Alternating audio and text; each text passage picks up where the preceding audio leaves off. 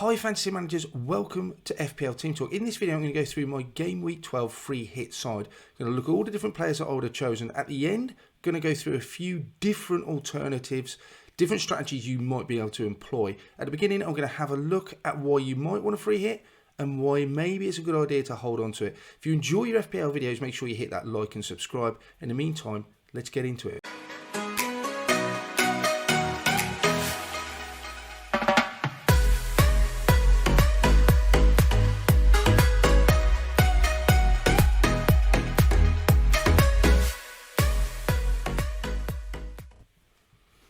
So these are the fixtures then for game week 12. It is a quick turnaround from Sunday night, Tuesday 6 o'clock deadline. So you've got to decide quite quickly if you are going to free hit.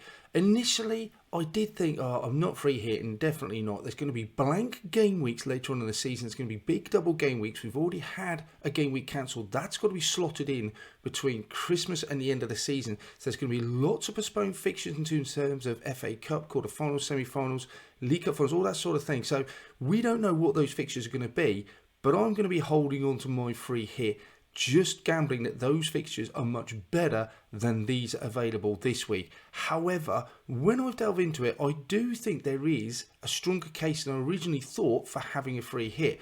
One of the reasons is, and we know there's a blank game week, and it's Arsenal and Man City. It's the top two sides in the division at the moment, and it may be that you've got Arsenal players, you've got Man City players. If you're in a position where you've got 5 or 6 of those, then yeah, I absolutely think free hitting could be the way forward. And I get it, because we all want Manchester City players moving forward. We've got Brighton, Leicester, Fulham, Brentford up to the World Cup. They are great fixtures. Arsenal, Southampton away, Forest at home. I don't think it gets much better than that. Chelsea away were tricky, then Wolves away. Those are really good fixtures. The other team that we may want to be targeting as well is Liverpool. They got West Ham at home during the blank game week. Forest and then Leeds, great fixtures. Southampton at home again. So all of these teams we're going to want. We may not have had Liverpool players away at Arsenal.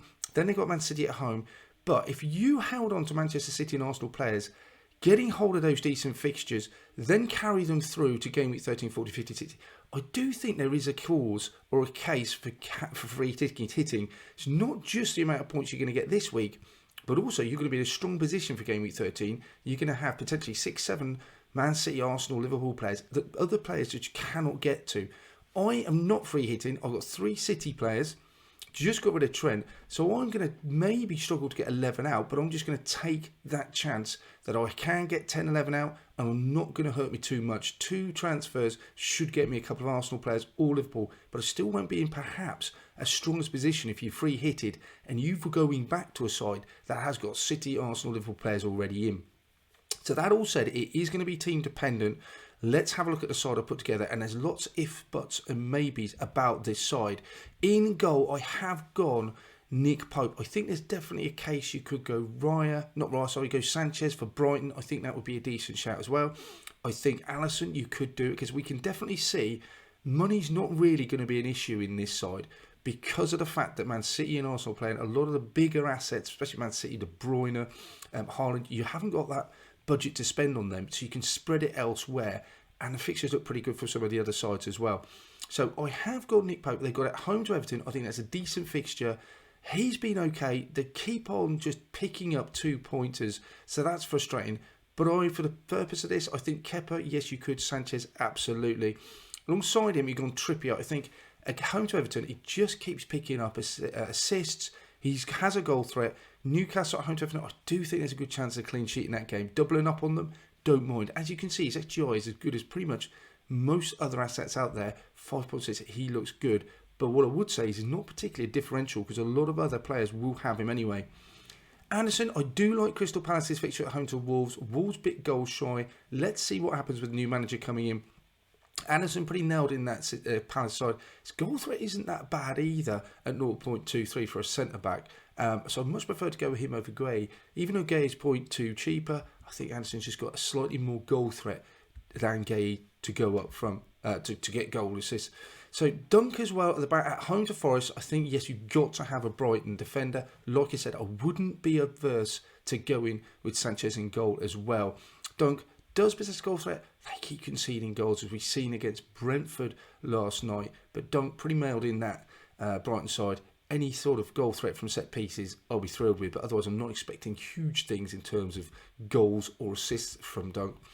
Otherwise, as well, Kilman, I'm unsure about, if I'm honest. Nailed in that Wolves side. What I don't like about it is, we'll see later on, we're gambling against Palace not scoring, but then we do have Zaha. So 4.5 Kilman, fixture away at Palace, unless it's a 0-0. You're gambling, you're sort of hedging your bets a little bit. But there are other options we'll look at. But Kilman 4.5, no goal threat. Don't mind him. You could go Ignore, you could go Johnny. Perhaps might be a better option. I just worry about players not playing. And what I don't want in a free hit side is someone just having a 10-minute cameo at the end. That's going to kill me. I want players that are definitely going to play the 90 minutes and get through that 60 at the very least. In midfield then, and I'm going to play 5 across midfield. Mo Salah, I'm not going to talk about him too much. We know he's had a great Champions League week. He should be starting on pens. Liverpool nailed. Hopefully, is he playing down the middle as he did against Rangers? We'll have to wait and see what the plan is with that. But at home to West Ham, a reasonable fixture. I'm not sure what our class it as a green. But again, Liverpool might not be winning games. They're certainly scoring goals.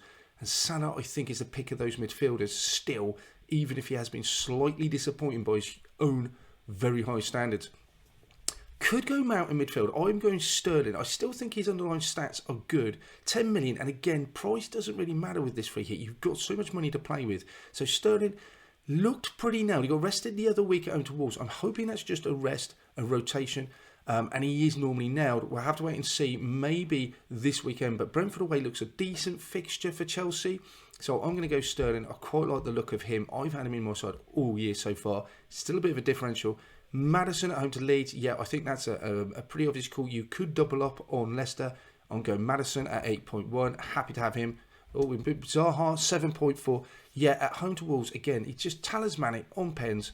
Yeah, he's great XGI. I understand. Underlying stats look good. He's in for me. Absolutely nailed as well.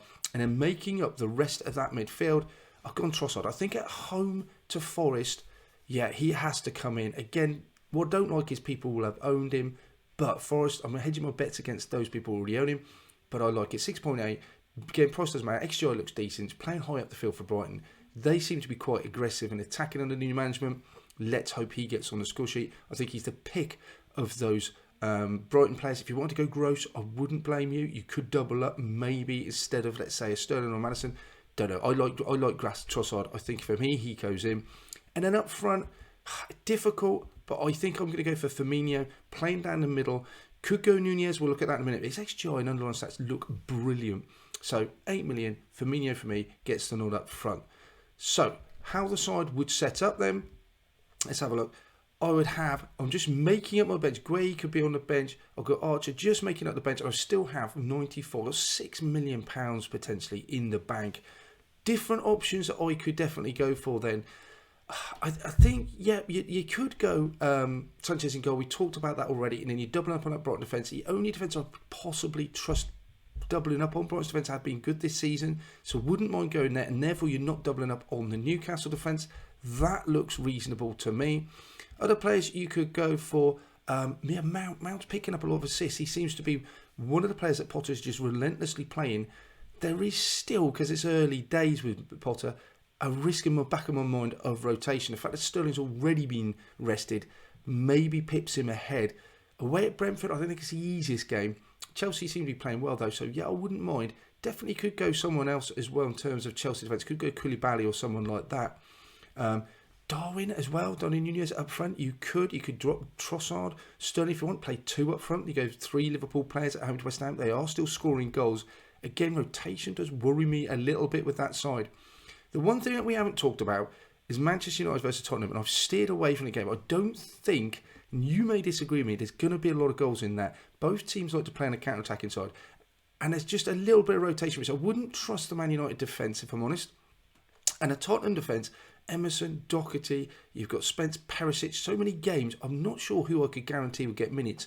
Son, you could definitely go for. Obviously, there's the likes of Kane. Rashford is a possibility, and Anthony. Those would be the 4 players that I would go through from the Man United side.